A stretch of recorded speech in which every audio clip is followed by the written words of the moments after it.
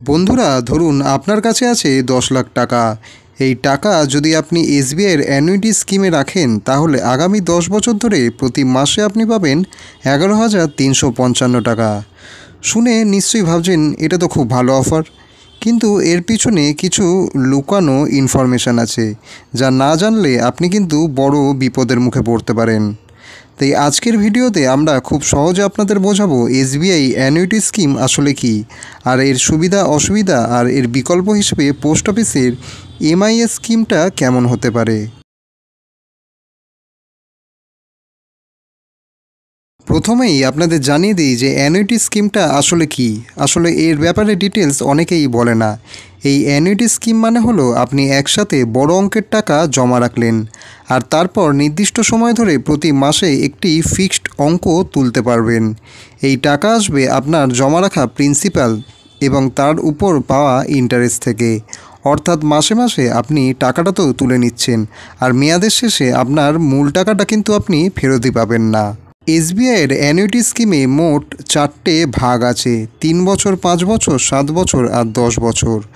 Minimum annuity হতে হবে মাসে কমপক্ষে 1000 টাকা, তাই সেই হিসেবে আপনার জমার অঙ্ক নির্ধারিত হতে হবে। সর্বোচ্চ জমার কিন্তু কোনো লিমিট নেই। মাসিক টাকা আপনি যেদিন অ্যাকাউন্ট খুলবেন তার পরের মাসের একই দিনে পাবেন। তবে যদি সেই দিনটা কোনো মাসে না থাকে, যেমন 30শে ফেব্রুয়ারি, তখন সেটা চলে যাবে পরের মাসের 1 তারিখে। এখানে কিন্তু সুদের হার পোস্ট অফিসের টার্ম ডিপোজিটের মতোই। 3 বছরে জেনারেল সিটিজেনরা পাবে 6.75% এবং সিনিয়র সিটিজেনরা পাবে 7.25%। 5 ও 7 বছরে জেনারেলরা পাবে 6.5% আর সিনিয়ররা 7%।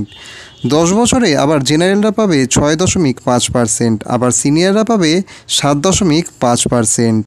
আবার ধরুন আপনি এখানে 10 লাখ টাকা জমা করলেন। 3 বছরে মাসে পাবেন প্রায় জেনারেল সিটিজেনরা 30,763 টাকা করে, আবার 5 বছরে পাবেন 19,566 টাকা, আবার 7 বছরে পাবেন 14,849 টাকা, আবার 10 বছরে আপনি পেতে পারবেন 11,355 টাকা। কিন্তু সিনিয়র সিটিজেনরা এখানে পাবেন 11,870 টাকা। তবে অবশ্যই খেয়াল রাখবেন, মেয়াদ শেষে কিন্তু আপনার মেন ব্যালেন্সটা আপনি কিন্তু ফেরত পাবেন না। এবার ধরুন আপনি এখানে এমআইএস করলেন।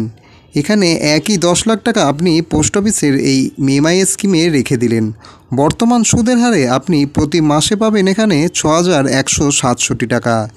এখানে লাভ কম মনে হচ্ছে, কিন্তু বড় পার্থক্য হলো 5 বছর শেষে কিন্তু আপনি আপনার মেন ব্যালেন্সটাও একদম যা দিয়েছিলেন তাতেই ফেরত পেয়ে যাবেন। অ্যানুইটিতে মাসে টাকা বেশি, কিন্তু শেষে মেন ব্যালেন্স পাওয়া যায় না, মানে একদমই জিরো। আর এমআইএসে মাসে টাকা কম, কিন্তু শেষে আপনার মেন ব্যালেন্সটা কিন্তু আপনি রিটার্নই পেয়ে যাবেন। তো বন্ধুরা, এখানে এখন প্রশ্ন একটাই, আপনাদের কি মনে হয় আপনার জন্য কোনটা ভালো? আপনি কি চান প্রতি মাসে একটু বেশি টাকা কিন্তু শেষে মূল টাকা কিন্তু ফেরত পাবেন না?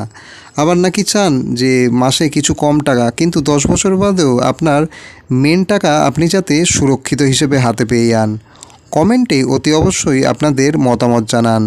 আপনি হলে কোন স্কিম বেছে নিতেন, অ্যানুইটি নাকি এমআইএস?